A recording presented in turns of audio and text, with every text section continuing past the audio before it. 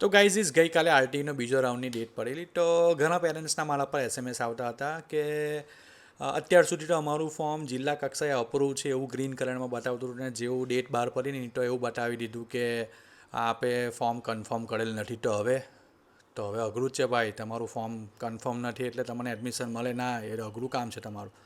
તો એવું કંઈ નથી, ટેન્શન ના લો.